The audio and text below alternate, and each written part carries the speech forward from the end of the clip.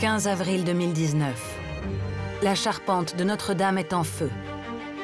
1200 chênes, surnommés la forêt. Une forêt qui brûle et qui laisse imaginer le pire. Pourtant, derrière son apparente fragilité, elle était robuste, indispensable.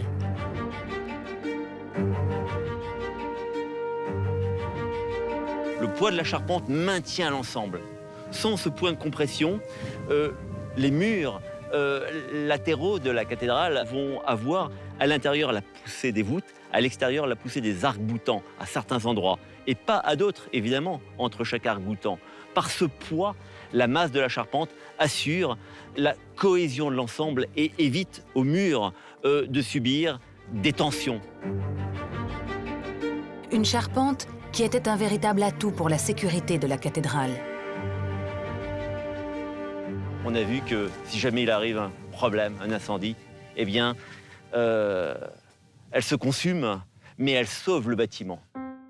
Tout cela est déjà inscrit dans son ADN, dans la conception des maîtres d'œuvre des XIIe et XIIIe siècles. Conçue pour s'autodétruire en cas d'incendie. La forêt de Notre-Dame de Paris, aujourd'hui disparue, était à l'image de la charpente de Notre-Dame de Rouen, l'une des plus perfectionnées de son époque.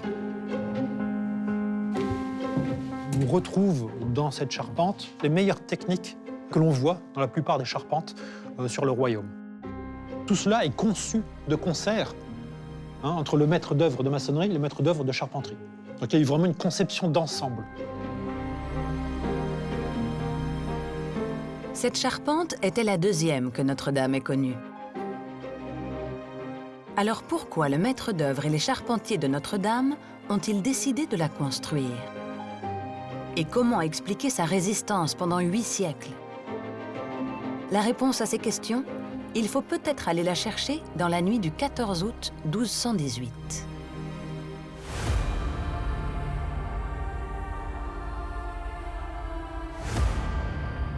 En cette veille de l'Assomption, fête dédiée à la Vierge, des voleurs s'introduisent dans le quartier des Chanoines de Notre-Dame de Paris.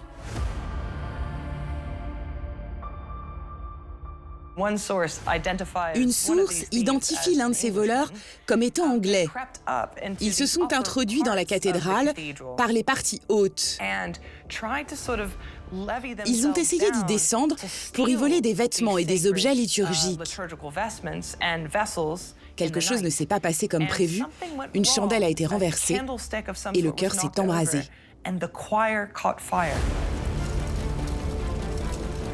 Pour la première fois de son histoire, Notre-Dame brûle. Si l'on ignore la portée réelle de ce premier incendie, il aurait servi de prétexte au déclenchement d'une nouvelle campagne de travaux gigantesques au cours des années 1220. Dans le même moment, on était en plein achèvement de la reconstruction de la cathédrale de Chartres, qui s'était dotée d'immenses fenêtres que l'on n'avait pas à Notre-Dame de Paris. Et d'un seul coup, cette cathédrale avait besoin de modifications, de modernisation, de mise au goût du jour. On imagine une sorte de réunion de chantier avec la maîtrise d'œuvre, les tailleurs de pierre. Les artisans de ce travail ont dit « mais nous, donnez-nous des ordres, nous avons été sur tel chantier, nous avons vu ce qu'ils font là, nous pouvons faire mieux ». Faire mieux. Faire entrer la lumière en ouvrant les fenêtres de Notre-Dame. Un nouveau défi pour les bâtisseurs du Moyen-Âge. Car ils vont devoir modifier la toiture et reconstruire intégralement la charpente. Une structure longue de plus de 100 mètres, haute de 10 mètres et large de 13, dont la faiblesse est inquiétante. L'impact d'une charpente sur la stabilité d'un édifice est majeur. Ça crée énormément de poids, ça crée énormément de poussées. Des poussées exercées principalement sur les côtés par les chevrons. Les chevrons, ce sont les bois, les très longs bois qui portent les matériaux de couverture. Les chevrons ont tendance à pousser vers l'extérieur. Et donc, il est nécessaire d'avoir à la base, en entrée, une pièce de bois horizontale qui relie les deux chevrons et qui, lui, va limiter l'écartement de la charpente. Et si on n'a pas En dispositif assez solide, la charpente va pousser sur les maçonneries et ouvrir le vaisseau. Principal problème de cette première charpente, les voûtes pénètrent à l'intérieur. Cela empêche d'y installer ses entraits, qui limiteraient son écartement. Comment réparer cette erreur? Seule réponse possible, rehausser le mur et permettre ainsi à la nouvelle charpente de se doter de ces pièces de bois horizontales nécessaires à la stabilité de la structure. D'autres éléments permettront de mieux répartir les forces exercées par cette masse de bois, mais aussi de la renforcer. Un plan de consolidation de l'édifice qui ne pourrait fonctionner sans un matériau, le plus noble des bois, le chêne. C'est un bois qui a une souplesse et une résistance mécanique exceptionnelle et qui a une durée dans le temps exceptionnelle. Ce qui nous intéresse, en fait, c'est d'être le plus cohérent possible entre la section de l'arbre et la pièce de bois à réaliser, puisque chaque arbre fournit une pièce de bois. Un arbre par pièce de bois, mais des arbres qui devront être aussi solides que gigantesques. En travers de ce qu'on appelle la ferme triangulaire, il y a un entrée. Il faut que l'entrée puisse traverser l'ensemble de l'édifice. Ça veut dire que pour une nef de 13 mètres de large, il faut que l'entrée dépasse de 50 cm de chaque côté. Il faut trouver des troncs de 14 mètres. On estime qu'entre 1000 et 2000 chênes ont été nécessaires pour construire la charpente de Notre-Dame. Mais où trouver des arbres aussi longs et en de telles quantités?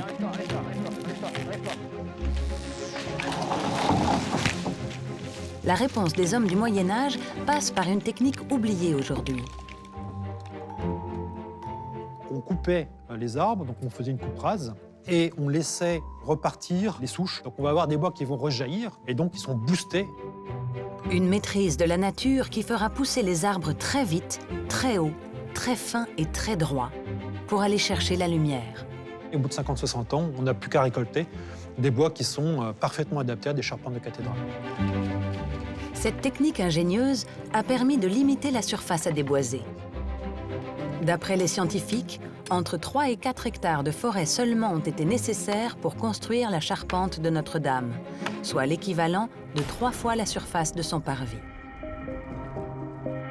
Ces arbres, les charpentiers les travaillaient à la hache, verts, juste après avoir été coupés, ce qui facilite leur équarrissage, leur taille à angle droit. Équarrissage qui maintient la continuité ligneuse du bois. Ça donne une solidité effectivement incomparable. Si vous suivez, moi je les suis avec mon doigt, regardez en fait, on n'a pas de déformation de cette fibre. Ces pièces-là vont rester exactement dans la forme où elles ont poussé, donc elles seront indéformables. Ces éléments qui feront la solidité de l'ensemble de la charpente vont ensuite être assemblés sur une plateforme au-dessus des voûtes.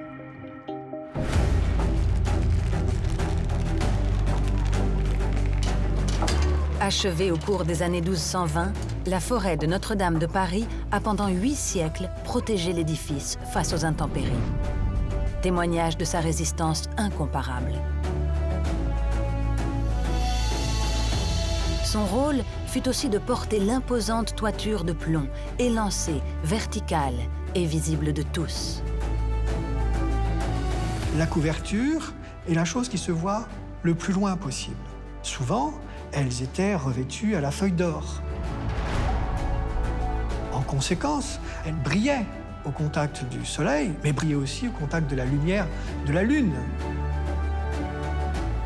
Notre-Dame est maintenant dotée de cette couverture monumentale. Reste à achever ses tours. Des tours massives, le visage de la cathédrale. Avec leurs 69 mètres de hauteur, elles seront les plus hauts bâtiments de Paris. Ces deux tours n'ont pas qu'une fonction esthétique. On peut les voir de très loin, mais on peut aussi les entendre. Il est important de rappeler que ce ne sont pas seulement des signes visibles de pouvoir, mais qu'elles véhiculent ce pouvoir à travers le son. Les tours de Notre-Dame seront édifiées au cours des décennies 1230 et 1240. Seule la tour Eiffel, érigée plus de 650 ans plus tard, en 1889, parviendra un jour à les détrôner. Les tours achevées, c'est Notre-Dame tout entière qui semblait l'être, enfin offerte dans sa totalité aux fidèles, près de 70 ans après le début des travaux. Mais un nouveau chantier allait bientôt l'occuper.